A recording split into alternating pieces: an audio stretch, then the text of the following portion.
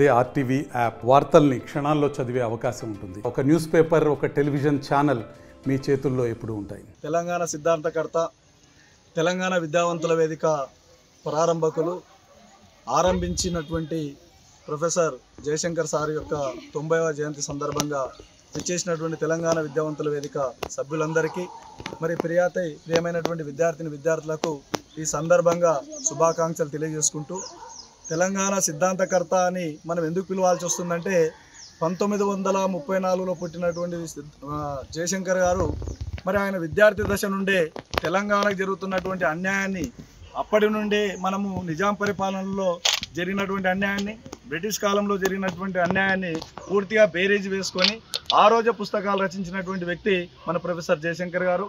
ఆయన ఎప్పుడైతే యూనివర్సిటీలో PhD చేస్తూ ఉన్నారో ఆ రోజు తెలంగాణ ప్రజలకు జరుగుతున్నటువంటి అన్యాయం పైన సమగ్రమైనటువంటి నివేదికను దేశ విదేశాలలో కూడా సమర్పించడం జరిగింది. అదేవిధంగా ఆ రోజు ఉన్నటువంటి ఆ ఉమ్మడి ఆంధ్రప్రదేశ్లో ఉన్నటువంటి ఆనాటి ముఖ్యమంత్రులైనటువంటి ఎన్టీ రామారావు గారు, అదేవిధంగా చంద్రబాబు నాయుడు, రాజశేఖర రెడ్డి, కిరణ్ కుమార్ రెడ్డి, రోషయ్య వీళ్ళందరి ముందుగా ఈసా ఉన్నీస లెక్కలతో సహా తెలంగాణ ప్రాంతానికి నిధులలో జరుగుతున్న అన్యాయాన్ని, నియామకాలలో జరుగుతున్న అన్యాయాన్ని, అదేవిధంగా నీటి వనరుల్లో జరుగుతున్నటువంటి అన్యాయాన్ని చాలా వివరంగా వివరిస్తూ అనేక పుస్తకాలు రచించినటువంటి గొప్ప మేధావే మన ప్రొఫెసర్ జయశంకర్ గారు. మరి వారు ఆ కుటుంబంలో 2వ సంతానంగా పుట్టి మరి ఆ జన్మాంతం కూడా బ్రహ్మచారిగా ఉండి తెలంగాణ సాధించడమే లక్ష్యంగా, తెలంగాణ అభివృద్ధి ధ్యేయంగా అకుంఠిత దీక్షతో తన జీవితాన్ని సర్వస్వం కూడా త్యాగం చేసినటువంటి వ్యక్తులు ఎవరైనా ఉన్నారంటే కేవలం ప్రొఫెసర్ జయశంకర్ గారు. మరి వాళ్ళు ఉద్యమ ఆకాంక్షలను దృష్టిలో ఉంచుకొని మరి అనేక భావజాల వ్యాప్తుల కొరకై అనేక పుస్తకాలు, వ్యాసాలు, కరపత్రాలు ఊరూర నడుచుకుంటా బస్సులలో తిరిగినటువంటి సందర్భం మేము కల్లారా చూసినాం సార్ను.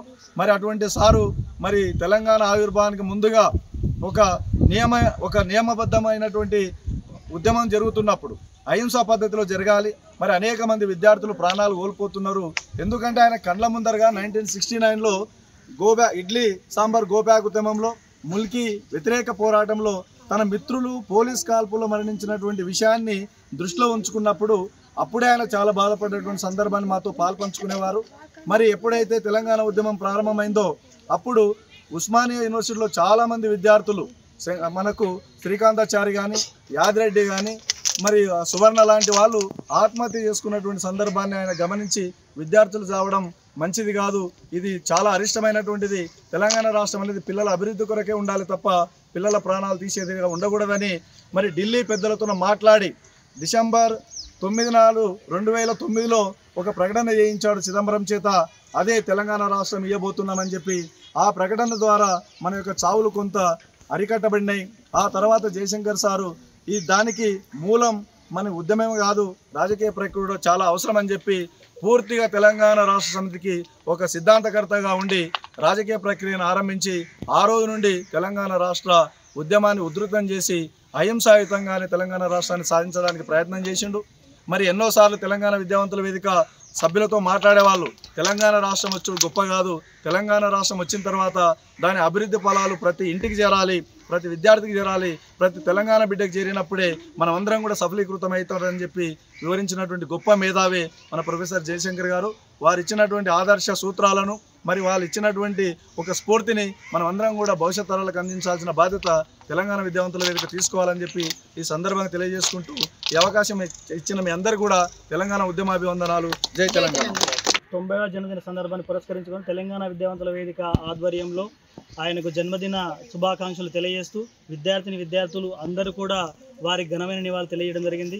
ఈ సందర్భంగా వారిని స్మరిస్తూ ఘనమైన నివాళి తెలియజేస్తూ ఆయన గురించి కొంత మనం తెలుసుకునే సందర్భం వచ్చింది కాబట్టి ఆయన జీవితమే ఒక తెరిచిన పుస్తకం. ఆ జన్మ బ్రహ్మచారిగా ఆయన జన్మించడము, ఆ భగవత్ సృష్టి కూడా అట్లా జరగడము ఒక వింతగానే అనిపిస్తుంది. ఆ రకమైనటువంటి మహనీయులు పుట్టడం అరుదుగా ఉంటారు. వారు ఈరోజు తెలంగాణ సమాజానికి ఒక గొప్ప దిక్సూచిగా నిలిచి ఒక జాతిపేదగా నిలిచారంటే అది సామాన్యమైన విషయం కాదు. ఈరోజు ప్రపంచంలో తీసుకుంటే ఒక అహింసా మార్గంలో తెలంగాణ మొట్టమొదటి వ్యక్తి.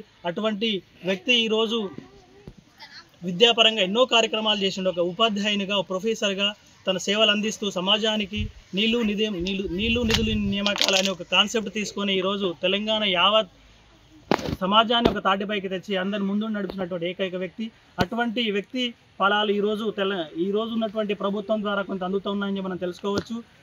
ఈరోజు అందిన సమాచారం ప్రకారంగా మనకు విద్యాశాఖ పాఠశాలకు అందించిన సమాచారం ఏంటంటే పారిశుద్ధ్య కార్మికులు నియమించడము, మధ్యాహ్న భోజనానికి నిధులు కేటాయించడము చాలా ముందు చూపుగా అనిపిస్తూ ఉంది. ఆ మహనీయులు ఆ రోజు సాధించిన ఫలాలే ఈరోజు మన ప్రభుత్వం ఉందని చెప్పి ఉదాహరణ చెప్పుకోవచ్చు.